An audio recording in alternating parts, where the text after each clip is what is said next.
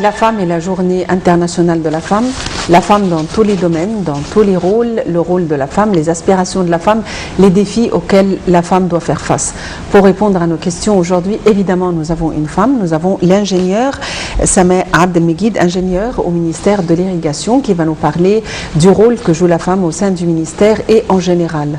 Et surtout qu'il y a un grand projet important tenu actuellement, dirigé par une femme, un projet au niveau de l'État et en coordination avec d'autres États méditerranéens.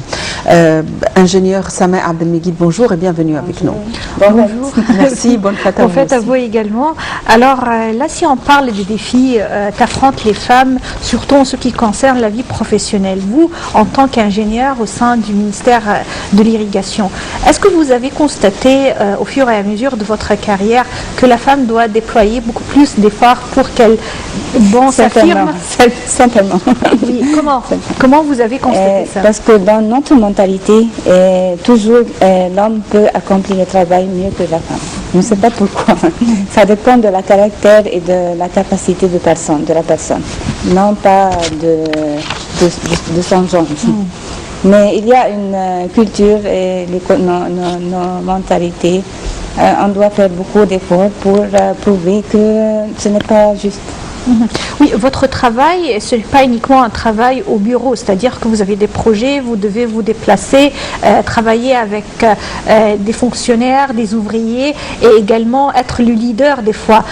Parlez-nous un peu de ça. Est-ce que c'était facile de diriger une équipe étant donné que vous êtes femme, même si ingénieur? Est-ce que si vous voulez, les ordres ou les recommandations sont acceptées facilement? Comment êtes-vous accepté au sein du ministère? C'est simple. L'atmosphère de travail doit être... il y a des règlements et des compréhensions entre tous les membres de l'équipe. Seulement, ce n'est pas difficile. Au sein du ministère, il y a un projet important, un projet de navigation et un projet à niveau de l'État. Et ce projet est un projet dont la charge incombe à une femme qui le dirige. On aimerait en savoir plus sur le projet. D'abord, je veux dire que la femme qui dirige ce projet est ingénieure Tahani Mustafa. Elle est un modèle unique de femme qui peut réussir dans tous les domaines de sa vie. Pourquoi? Parce qu'elle est vraiment, elle a accompli beaucoup de réussites dans une période très limitée. Elle occupe maintenant plusieurs postes. Elle dirige un département et un projet. Elle a terminé un autre projet qui était régional tout de même. Le projet de voie navigable qui relie le lac Victoria à la mer Méditerranée. Ce projet vise à réaliser l'intégration économique dans la région du bassin du Nil. Dont il y a 5 pays qui ne sont pas situés sur des mers. Alors ce n'est pas facile d'échanger les produits et les marchandises avec des marchés internationaux. Alors cette ligne au statut vise à faciliter l'échange commercial entre les pays du bassin et au-delà au marché international. Oui, alors cette voie fluviale ou maritime en arrivant à la mer Méditerranée s'avère très importante, mais quand même, pour nous, on connaît qu'il y a des endroits de fleuves qui ne sont pas navigables. Alors actuellement, comment vous luttez contre ces obstacles pour que vous puissiez avoir vraiment une liaison entre le lac et jusqu'à la mer Méditerranée? Il y a plusieurs étapes. Premièrement, on a conduit une étude de prévisibilité pour voir si ce projet est viable ou non. On a étudié plusieurs alternatives pour les endroits où la navigation est difficile. Après l'étude de prévisibilité, on a constaté que c'est viable. Alors maintenant, nous sommes au cours de commencer les études de faisabilité. et d'établir un cadre juridique entre les pays du bassin. Ingénieur Sama Abdelmegid, est-ce que vous avez l'impression que la femme au sein de votre ministère, par exemple, souffre d'une discrimination quelconque, juste pour le fait que c'est une femme, au niveau du salaire, au niveau des postes? Non, mais on peut le constater. Mais le nombre de femmes dans notre ministère est plus grand que le nombre des hommes, dépasse le nombre des hommes d'une grande taux. Non, il y a beaucoup de femmes dans notre ministère qui occupent des postes très critiques. Nous avons une femme qui est le chef du secteur des eaux souterraines, et une autre qui est en charge du centre de formation. Cet centre est responsable de la formation des cadres et des professionnels dans tous les pays du bassin du Nil. Aussi, nous avons une femme qui est responsable du secteur de la planification, qui est responsable de planifier tous les projets dont notre ministère est en charge. Alors, votre ministère a plusieurs projets en commun avec l'Afrique.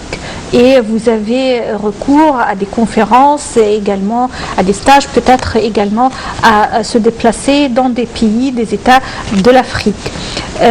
Si on fait la comparaison entre les experts égyptiens et les experts africains, est-ce qu'en participant à ces conférences, vous avez constaté que la femme en Afrique a je ne veux pas dire les privilèges, mais elle a les mêmes postes que les femmes en Égypte. C'est-à-dire, est-ce que vous aviez recours à des femmes responsables en ce qui concerne les dossiers de l'irrigation, oui. de voies fluviales? Maintenant, le ministre du Soudan du Sud, qui est responsable des ressources en eau, c'est une femme. Quand on participe dans des conférences, maintenant, on peut constater que le nombre de femmes augmente chaque fois. Ce qui indique que la femme maintenant est en charge et elle est responsable de ce document de la gestion des ressources en eau. Ingénieur Sama Abdelmegid, nous avons toujours l'impression qu'il y a des conférences pour la femme, il y a la cause de la femme, il y a des organisations pour la femme, le Conseil national de la femme, de la maternité et de l'enfance, on plaide la cause de la femme. Est-ce qu'il y a des progrès? Est-ce que c'est devenu une habitude? Ou à votre avis, est-ce que c'est une chose positive ou négative? On peut toucher un certain progrès, mais on espère que ce progrès augmente un peu plus.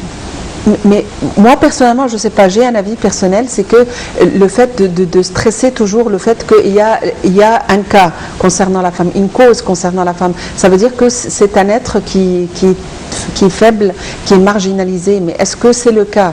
C'est-à-dire, et si on ne disait plus la journée internationale de la femme, si on considérait la femme comme un être qui n'a pas besoin d'être célébré en particulier parce que c'est quelqu'un qui a acquis tous ses droits? Et actuellement, je crois que la position de la femme dans notre société est beaucoup plus améliorée. Par exemple, il y a 5 ministres dans notre gouvernement. Il y a pour la première fois une gouverneure qui est en charge d'une gouvernorat très important comme le Bahira. Même sur le plan sportif, on voit que les sportives, les jeunes sportives féminines, ce sont celles qui ont remporté les médailles dans les derniers Jeux olympiques, par exemple. C'est-à-dire qu'on a renforcé le rôle de la femme dans notre société. On a encouragé la femme à participer dans plusieurs disciplines dans notre vie. Oui, concernant votre domaine de travail, l'irrigation, tout ce qui concerne la gestion d'eau et tout, dans votre domaine de travail, que ce soit en Égypte, sur le plan régional ou international, est-ce que vous pouvez nous parler de modèles de femmes qui ont bien réussi dans ce domaine de carrière? Vous aviez eu contact avec d'autres femmes qui travaillent sur ce domaine et que vous avez trouvé qu'elles ont réussi leur carrière? Dans notre ministère Votre ministère ici en Égypte ou d'autres collègues partout dans le monde en participant à des conférences par exemple? Quelles sont les femmes qui peuvent vous impressionner concernant ce même domaine de travail? Comme j'ai déjà dit, c'est ingénieur Tahini, c'est mon modèle. Elle est en charge de deux projets régionaux maintenant. C'est le BICMED et un autre projet qui s'appelle WaterSam. WaterSam projet, c'était un projet financé par le Centre régional de développement et qui fait plusieurs programmes de formation. Je crois que sans ingénieur Tahini, on ne peut pas accomplir ce projet WaterSam parce que nous étions dans un bloc avec l'organisation, le centre régional, et elle a une caractère diplomatique, elle peut faire des négociations, elle a réussi envoyer plusieurs jeunes qui ont participé dans plusieurs événements internationaux. À votre avis, est-ce que la femme a sa position ou la position en général en Égypte? Je ne parle pas des ministères et des sociétés urbaines, je parle dans les sociétés rurales. À votre avis, est-ce que la femme a vraiment un bon statut? Dans les régions rurales, je ne crois pas. Je crois que la femme dans les régions rurales est une catégorie défavorisée. Et elle souffre de plusieurs choses comme elle est responsable de faire plus de travail que les hommes. Quand je voyage avec mon mari, je trouve que la femme fait beaucoup de travail toute la journée. Et elle souffre tout le temps, mais personne ne peut sentir ce qu'elle fait. Je crois qu'on doit faire beaucoup d'efforts pour renforcer les femmes dans ces régions. Pour revenir de nouveau à votre ministère et aux projets tenus, quels sont les projets les plus importants tenus au ministère, même s'ils ne sont pas dirigés par les femmes? Disons, on va en profiter pour en savoir plus.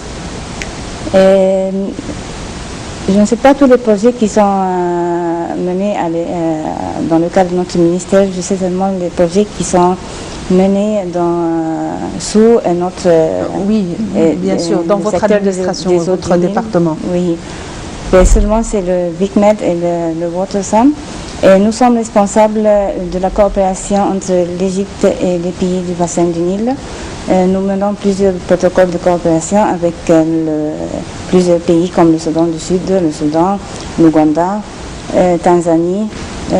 Est-ce que nos différends avec nos voisins du bassin du Nil ont été réglés, les différends au sujet du quota de l'eau?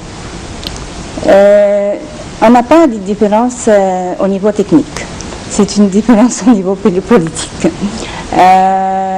Ce n'est pas sur le niveau concernant le quota de l'eau, non. C'est concernant l'accord cadre de coopération. Il y a 2 articles dont l'Égypte a fait réservation et nous sommes en train de renégocier ces articles.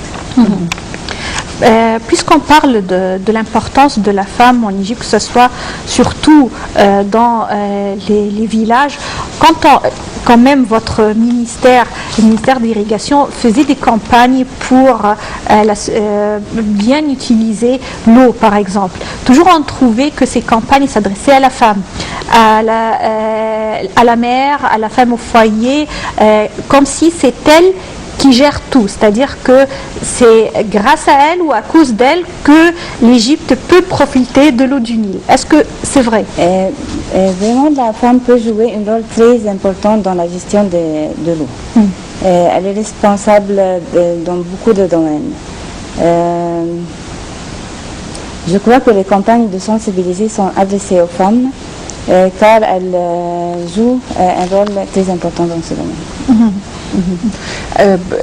Au sein de votre ministère, votre modèle, c'est l'ingénieur Tahini. Mais en général, dans l'histoire, est-ce qu'il y a une femme que vous considérez vraiment un modèle pour les femmes des différentes générations, que ce soit dans un domaine de lutte politique, que ce soit dans un domaine quelconque, une femme ayant réalisé un poste, ayant atteint un poste particulier ou ayant réalisé un projet important?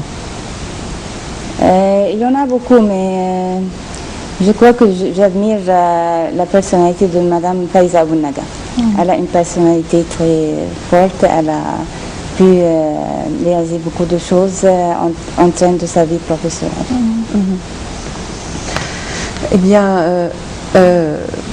bien, reste qu'à vous souhaiter une excellente fête de la femme internationale, parce que vous faites partie des femmes dans le monde, et à vous souhaiter une bonne fête durant tout le mois de mars, parce que disons que la femme est liée au printemps et est célébrée. Une fleur. Voilà.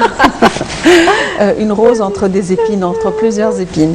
Et donc, ingénieur Sameh Abdelmegid, ingénieur au ministère de l'Irrigation, merci.